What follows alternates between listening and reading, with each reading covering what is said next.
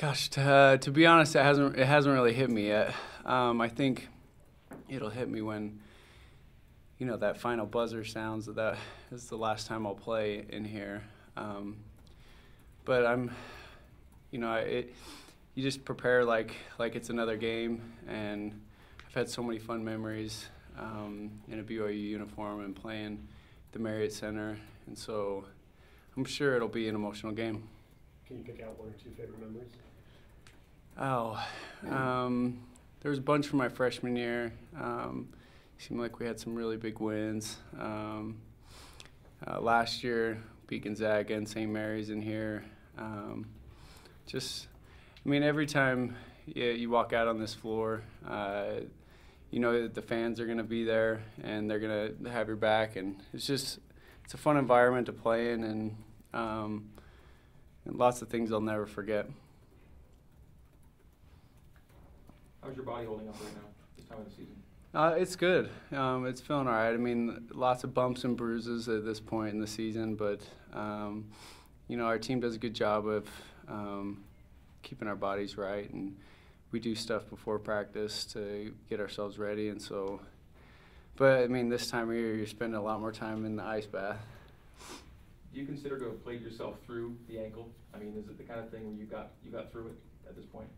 I think so. I mean, every once in a while I'll wake up and it's a little sore, but there's lots of stuff sore. So I think I've turned a corner.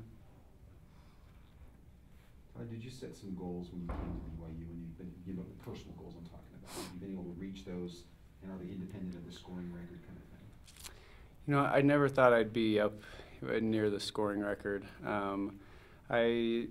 I wanted to just play as hard as I could for Coach Rose and be able to help the team in any way I could. And I do that by shooting. I'm a shooter, and I feel like I've been able to, help accomplish a lot while I've been at BYU. Ty, when you were in the Philippines, how clued in were you to everything that was happening that year with Jimmer? My dad kept me pretty informed. He would shoot me emails every week of how they did and kind of the numbers. And I actually heard about BYU and heard about Jimmer from local members in the Philippines. And that was an amazing year for BYU. In a way, did you feel a little left out that you weren't there to be there, a part of it all? No, it would have been cool, but I loved my mission, and I knew that's where I was supposed to be. And at no point in your own mind, 2,600 points, that's a possibility. I can get there as well. No, I mean, I came back and I just thought, I just want to play as hard as I can. That's what I've always done. Every time I step on the floor, I'm going to give my very best effort, and wherever it lands at the end, that's where it's going to land. What type of relationship do you have with Jimmer? A pretty good one. I think we text each other every once in a while, and we see each other in the summertime, but I kind of let him do his own thing, and he lets me do my thing. But I've got a lot of respect for that guy, and when we played together, he didn't treat me like a freshman. He treated me like an equal, and I've always respected him for that. You need 35 points for the record, obviously. You would need a big night tomorrow night for that to happen. Is there any part of you that says, it's a good thing to do at home, or does it really just not matter to you that much? No, it doesn't matter to me that much. I mean, you're so caught up in what the team's doing and the scheme of things and what you got to do on the defensive end, and just, how you're going to help your team on the offensive end, what you have to do to attack and stay aggressive. That, those numbers just have to take care of themselves. If it happens, it happens, and if it doesn't, then it'll happen some other time.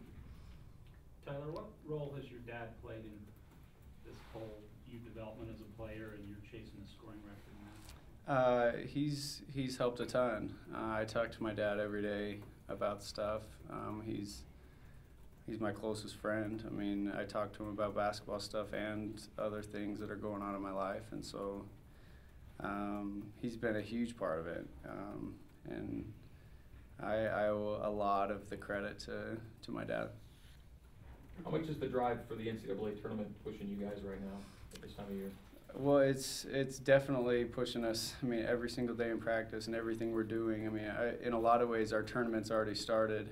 There's not a lot of room for error, and so we're taking everything one day at a time and trying to improve every day. How do you look at this matchup against the Toreros then tomorrow night?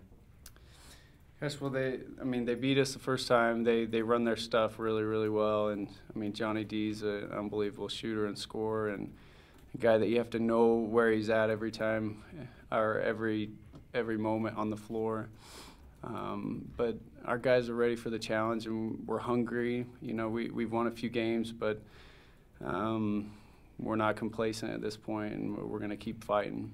What do you think has led to this current 3-game winning streak and what appears to be the team playing its best basketball of the year? Yeah, I think just our fight and our resolve to fix what happened a few weeks ago.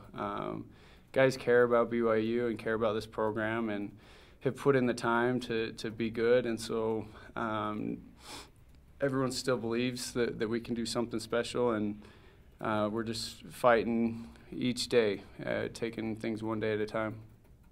How come you held the last couple of teams to about 60 points? It seemed like about 75 had been the norm.